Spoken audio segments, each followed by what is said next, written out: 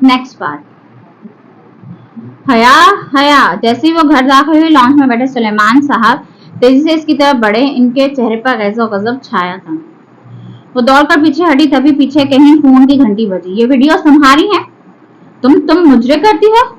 रुहेल जो सोफे पे बैठा था एकदम उठा और बहुत सी सीढ़ी इसकी तरफ उछाली। वहां सब मौजूद थे, ताया, फुरकान, दावर भाई, रुहेल सब, और एक तरफ इरम जमीन पर बैठी रो रही थी। दूर कहीं फोन की घंटी मुसलसल बज रही थी। नहीं नहीं, वो सर हिलाते हुए खौफ से इनको कहना चाहती थी। इसका मुंह तो हिलता था लेकिन आवाज नहीं निकल रही थी। वो सब इसका खून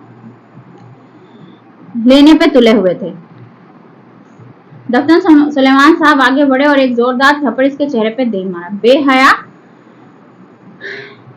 बेहया, इसे थप्पड़ों से मारते हुए सुलेमान साहब कह रहे थे। इसके लब हिल रहे थे मगर इससे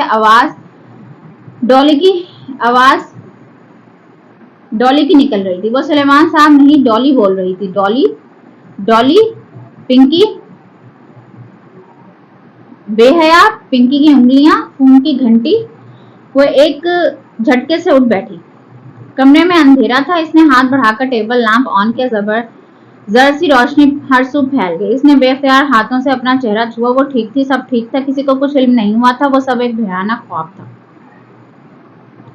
ओ खुदाया, वो निढाल सी बेड क्वान के साथ पीछे जा लगी। इसका तनफ्फुस तेज तेज चल रहा था, दिल वैसे ही धड़क रहा था, पूरा जिस्म पसीने में भीगा था। फोन की मखसूस टोन इस तरह बज रही थी। हाँ, बस वो घंटी ख्वाब नहीं थी। इसने साइड टेबल से मोबाइल उठाया और चमकती स्क्रीन पर को देखा। Private number calling. चंद लम्हे लगे तो इसे एक फैसले पर पहुंचने में, और फिर इसने फोन कान से लगाया। मेजर अहमद, मैं आपके ऑफिस आकर रिपोर्ट करवाने के लिए तैयार हूं, मगर सुबह 9 बजे मेरे घर की बैक साइड पर मौजूद ग्राउंड के एंट्रेंस गेट पर गाड़ी भेज दें। 9 बजे शार्प। श्योर। इसे फातिहाना लहजा सुनाई दिया। इसने आहिस्ता से फोन बंद कर दिया। कभी भी वो किसी लड़के से यूं तन्हा नहीं मिली थी, मगर ना मिलने की सूरत में वो वीडियोस कभी भी लीक हो जाती हैं तो ज्यादा बुरा था। इसने बेख्तियार झुर्री ली। इस खौफनाक ख्वाब ने इसे ये सब करने में मजबूर कर दिया था। इसे लगा अब इसके पास और कोई चारा नहीं है। रहा मेजर अहमद तो इससे वो निपट लेगी। Next part. प्लेग्राउंड के साथ शहतूत का तनावर दरख्त था। इससे वो टेक लगाए मुंतजिर खड़ी। सुर्ख लंबी एयरलाइन कमीज और नीचे चूड़ीदार पजामा, ऊपर स्टाइलिश सा सुर्ख स्वेटर जिसकी लंबी आसीनें हथेलियों को ढांक कर उंगलियों तक आती थी, और कंधे पर ब्राउन छोटी सी स्टॉलनुमा शॉल। लंबे बाल पीछे कमर पर गिर रहे थे। सर्दी और धुंध में वो मुस्तरिफ सी खड़ी सुर्ख पर 3 आंख लिए दोनों हाथ आपस में रगड़ रही थी। इरम या ज़ारा। इसने किसी को नहीं बताया था। ये खतरा इसको अकेले ही मोल लेना था। दफ्तर इसने बेचैनी से कलाई से स्वेटर की आसीन पीछे हटाई और घड़ी देखी। 9 बजने में 1 मिनट था। उसी बस जन से एक कार इसके सामने रुकी। स्याह पुरानी मर्सिडीज। वो किसी बुत की तरह सामने सीध में देखता ड्राइवर। वो खामोशी से सर झुकाए आगे बढ़ी और पिछला दरवाजा खोलकर अंदर बैठ गई। इसके दरवाजा बंद करते ही ड्राइवर ने गाड़ी आगे भगा दी। ड्राइवर 1.5 घंटे बाद वो सैफ हाउस पहुंची। सफेद दरो दीवार वाला खाली कमरा, दरमियान में लकड़ी की मेज और कुर्सी जिस पे इसे बिठाया गया। मेज पे फकत एक टेलीफोन रखा था, बाकी पूरा कमरा खाली था। वो मुस्तरिफ सी गर्दन इधर उधर घुमाकर देखने लगी। 3 तरफ सफेद दीवारें थी। उनमें से एक दीवार में वो दरवाजा था जहां से वो आई थी। अलबत्ता चौथी सेम में इसके बिलमुकाबिल दीवार शीशे की बनी थी। दरअसल वो शीशे की स्क्रीन थी जो जमीन से लेकर छत तक फैली थी। शायद वो छोटा खाली कमरा किसी बड़े कमरे का हिस्सा था जिसमें वो शीशे की स्क्रीन लगाकर पार्टीशन कर दिया गया था। इसने जरा गौर से स्क्रीन को देखा। इसका शीशा मुकम्मल तौर पर धुंधला कर दिया गया था, जिसे मशीन फेर कर फ्रॉस्टेड किया जाता है। इस धुंधले शीशे के इस पार एक धुंधला सा मंजर था। हर शय इतनी मुबहम और धुंधली थी कि वो बमुश्किल एक खाका बना पा रही थी। यकीनन वो शीशा एक कमरे को 2 हिस्सों में तकसीम करने के लिए दरमियान में लगाया गया था और इसके पार कमरे का बाकी हिस्सा था। बस एक धुंधला सा खाका समझ में आता था। शीशे के उस पार कोई बड़ा पुरताइश सा ऑफिस था और ऑफिस से टेबल के पीछे रिवॉल्वर चेयर पर कोई बैठा था। इसका रुख हया की जानिब ही था। इसका चेहरा वाज़ेह ना था, बस एक धुंधली सी आउटलाइन ही बनती थी। खाकी यूनिफॉर्म, सर पर कैप, टेक लगाकर कुर्सी पर बैठा, मेज पर रखी कोई चीज उंगलियों में घुमाता। वो किस तरफ देख रहा था वो फैसला ना कर पाए। इसका रुख सामने हया की जानिब था। शायद देख भी इसी को रहा था, मगर इसकी आंखें वाज़ेह ना थी। वाज़ेह थी तो बस एक चीज, इस ऑफिसर के गंदमी चेहरे के दाएं तरफ वाले आधे हिस्से पे एक बदनुमा सी कालक जैसे आधा चेहरा झुलस गया हो। दफ्तर वो शख्स आगे को झुका और मेज से कुछ उठाकर कान से लगाया, गालिबन फोन का रिसीवर। Turn turn. एकदम हया के सामने मेज पे रखा फोन बजने लगा। वो चौंकी, फोन मुसलसल बज रहा था। क्या वो शख्स इसे कॉल कर रहा था? इसने धड़कते दिल से रिसीवर उठाया और कान से लगाया। हेलो,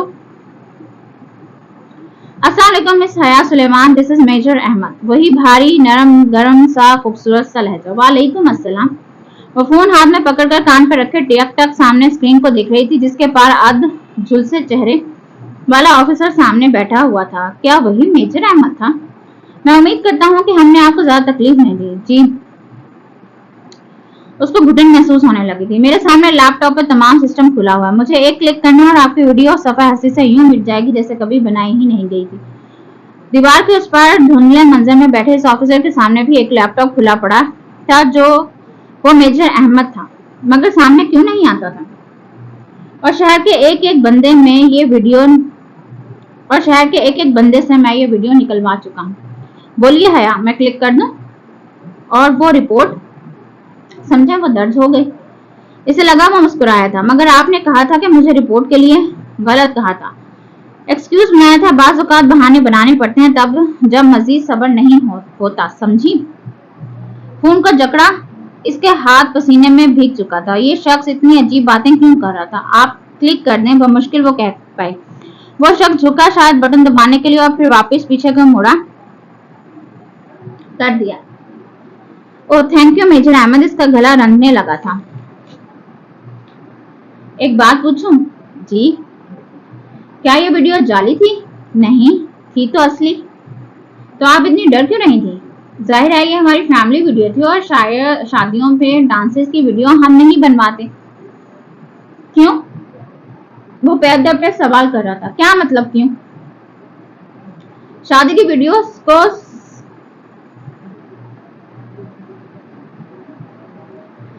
वीडियोस सर्कुलेट होती हैं हर जगह। क्या अच्छा लगता है हमारी डांस की वीडियोस प्राय लोग देखें? मगर प्राय लोग लाइव तो देख सकते हैं। गालिबन इस वीडियो में मुझे वेटर्स, मूवी मेकर और डीजे नजर आ रहे हैं। वो भी तो प्राय मर्द है ना? मैं समझ नहीं पाया कि अगर आप इस तरह रक्स करने को सही समझती हैं तो वीडियो के बाहर निकलने पे परेशान क्यों थी?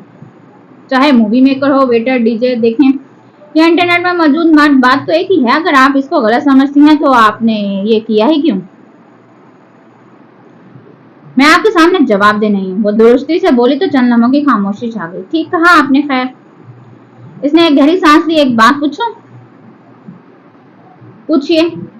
अब केस की आवाज में अजनबियत दर आई थी। कभी कोई आपके लिए जन्नत के पत्ते तोड़कर लाया है? हम दुनिया वालों ने जन्नतें कहाँ देखी हैं मेजर अहमद? उसके चेहरे पर तलखी रकम आई। तभी तो हम दुनिया वाले जानते ही नहीं कि जन्नत के पत्ते कैसे दिखते हैं। कभी कोई आपको लाके दे तो इसे थाम लीजिएगा, वो आपको रुसवा नहीं होने देंगे। इसके चेहरे की तलखी सकूत में ढल गई। वो ठहर सी गई। धुंधली दीवार अभी तक इसके सामने थी। कौन था उस पार? आप सुन रही हैं? जी जी। वो चौंक कर संभली। मैं चलती हूँ। वो रिसीवर कान से हटाने ही लगी थी कि वो कह उठा। एक मिनट, एक आखिरी सवाल करना है मुझे। वो उठते उठते वापस बैठ गई। जी पूछिए। आप मुझसे शादी करेंगी? इसे जोर का धचका लगा। वो गम सी फटी फटी निगाहों से धुंधली दीवार को देखने लगी। बताइए मिस हया। इसके लब भींच गए। हैरत और शौक पर गुस्सा गालिब आ गया। मिस हया नहीं, मिसेज हया। चबा चबा कर एक एक लफ्ज बोलती वो पर्स थाम कर उठी। फोन का रिसीवर अभी तक पकड़ रखा था। क्या मतलब? वो वाज़े चौंका था। अफसोस कि मेरे बारे में इतनी मालूमात रखने के बावजूद आप मेरे बचपन के निकाह के बारे में ला इल्म है। वो निकाह जो मेरे कजन जहां सिकंदर से मेरा बचपन में ही पढ़ा दिया गया था। मैं शादीशुदा हूँ और मेरा शौहर तुर्की में रहता है। और वो आपकी वो रिश्तेदार फैमिली जो कभी पाकिस्तान आई ही नहीं। जानता हूँ आपकी फुप्पो का खानदान जो जिल्लत और शर्मिंदगी के मारे अब शायद कभी इधर का रुख नहीं करेगा। आखिर कारनामा भी तो बहुत शर्मनाक अंजाम दिया। इनका इंतजार कर रही हैं आप? अरे बचपन का निकाह तो कोर्ट की एक ही पेशी में खत्म हो जाता है। Shut up, just shut up major Ahmed. वो चिल्लाई थी। आपकी हिम्मत भी कैसे हुई ये बात करने की? अरे भाड़ में जाएं आप और आपकी वो वीडियोस। आप भले इसे टीवी पे चलवा दें, मुझे परवाह नहीं। मेरा एक काम करने की इतनी बड़ी कीमत वसूल करना चाहते हैं आप?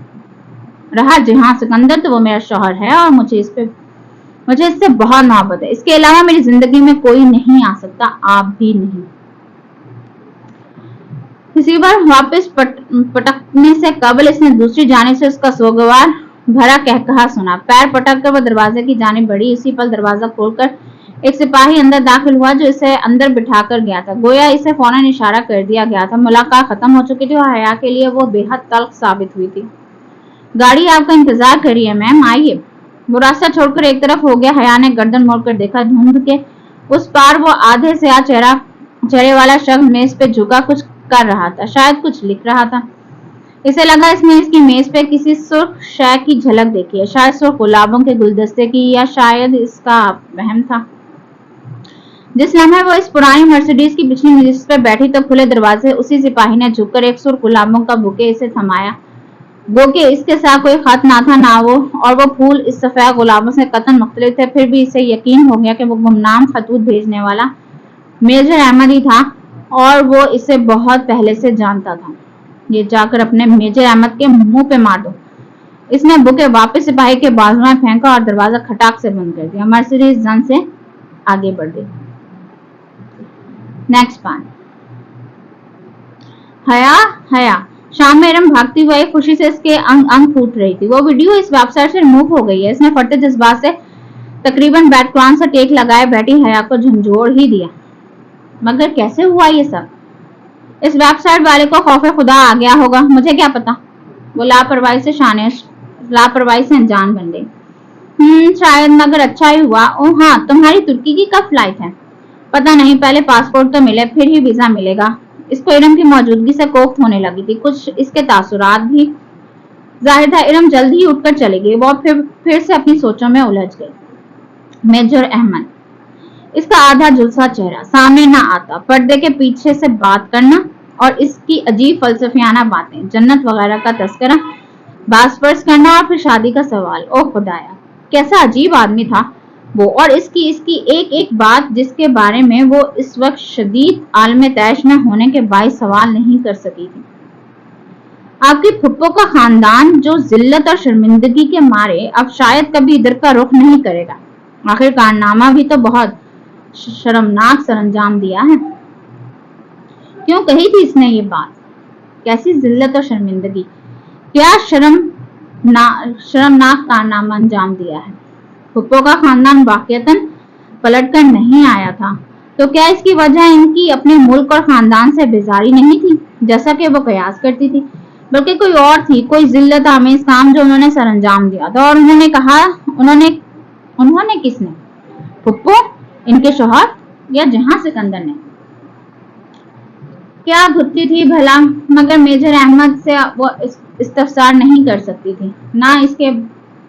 ना इसका दोबारा कोई फोन आया था फिर। और वो खतूत, वो गुलदस्ते, वो भी इसी ने भेजे थे। इसे इसकी ज़बानी जाने का इल्म कैसे हुआ? यकीनन वो इसकी कॉल टेप कर रहा था जब ज़ारा को इसने बताया था, और उस वक्त यकीनन इसके घर के बाहर ही होगा। मगर वो गुलदस्ता तो किचन की टेबल पे रखा था, तो क्या वो इनके घर भी दाखिल हो सकता था और इसके कमरे में भी? खौफ की एक लहर ने इसे अपने हसार में ले लिया। वो उठकर कमरे का दरवाजा लॉक करने ही लगी थी कि फातिमा बेगम दरवाजा खोलकर अंदर आई। हया, तुम्हारे अब्बा तुम्हें बुला रहे हैं। ओके, आ रही हूँ। इसने तकिए पे रखा दुपट्टा उठाकर गले में डाला, स्लीपर पहने और बाहर आई। अब्बा, इसने उंगली की निशान से इनके कमरे का दरवाजा खटखटाया। आ जाओ हया। इसने दरवाजा धकेला तो वो खुलता चला गया। सामने बेड पर सुलेमान साहब बैठे थे, सोच में डूबे, मुतफक्किर, इसके मुंतजिर। साथ एक तरफ सोफे पे फातिमा बेगम मौजूद थी। इनकी खूबसूरत आंखें सोगवार थी और बावकार सरापे पे अफसुर्दगी छाई थी। आपने बुलाया था अब्बा? हाँ, आओ बैठो। वो खामोशी से सर झुकाए चलती हुई आई और बेड की पाइंती पे टिक गई। सुलेमान साहब चंद लम्हे खामोश रहे। शायद वो कोई तमहीद सोच रहे थे, मगर हया को उम्मीद थी कि वो बिना तमहीद के ही सीधी बात कर डालेंगे। मैंने एक फैसला किया है। इसने गर्दन उठाई। वो संजीदा दिखाई दे रहे थे। अब तुम्हें कोर्ट के जरिए सबीन के बेटे से खुला ले लेनी चाहिए। कोई इसके मुंह पर चाबुक दे मारता तब भी शायद इसे इतना डर ना होता जितना अब हुआ था। मैंने वकील से बात कर ली है, अदालत की एक पेशी में अलहदगी हो जाएगी और जितने बेजार वो लोग हमसे हैं यकीनन इन्हें इस बात से बहुत खुशी होगी। इसकी शाकी निगाहों से माँ को देखा और उन्होंने बेबसी से शाने उचका दिए। हमारे अब्बा ठीक कह रहे हैं और इसके अलावा कोई चारा भी तो नहीं है। इनके रवैये से साफ अंदाजा होता है कि वो इस रिश्ते को रखना ही नहीं चाहते। अब्बा क्या ये वाहिद हल है? बहुत देर बाद वो बोली तो इसकी आवाज में टूटे ख्वाबों का दुख था। क्या इसके अलावा भी कोई हल है? हया, दुनिया का कोई बाप भी अपनी बेटी का घर नहीं तोड़ना चाहता और मैं ये कभी नहीं कहता, लेकिन किस कीमत पर हम ये रिश्ता निभाने की कोशिश करें जब वो कोई उम्मीद ही नहीं दिलाते। अगर आपको वाकई लगता है कि आप मेरा घर बसा हुआ देखना चाहते हैं तो मुझे तुर्की जाने दें। वहां मैं इसको जरूर ढूंढूंगी और पूछूंगी कि अगर वो घर बनाना चाहता है तो ठीक है, वरना मुझे तलाक दे दे। अगर नहीं देता तो वहीं कोर्ट चली जाऊंगी, मगर मुझे एक आखिरी कोशिश कर लेने दें प्लीज। वो खामोश हो गए, शायद कायल हो गए थे। अब्बा, आप मुझे 5 माह का वक्त दें। अगर इसके आखिरी में भी आपको लगे कि मुझे खुला ले लेनी चाहिए तो मैं आपके फैसले में आपका साथ दूंगी।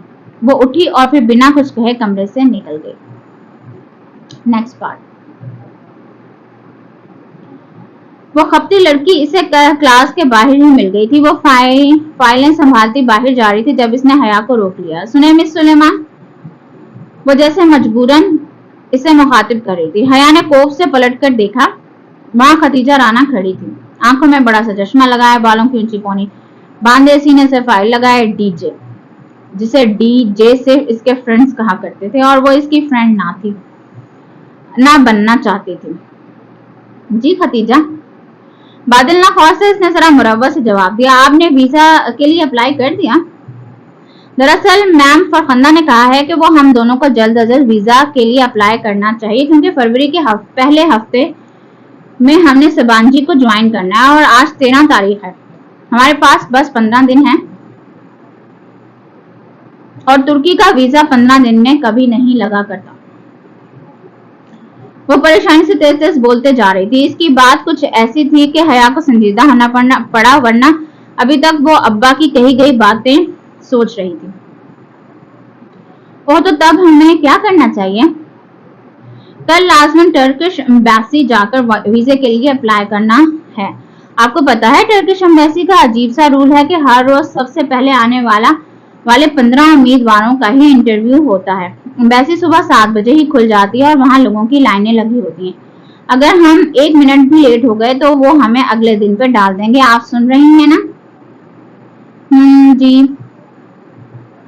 उसने गायब दिमागी से सर हिलाया, पता नहीं वो क्या बोले जा रही थी। आप मुझे अपना नंबर लिखवा दें ताकि हम कोऑर्डिनेट कर सकें। इसने बेदिली से अपना नंबर लिखवा दिया। खदीजा इसे फोन पर नोट करती गई।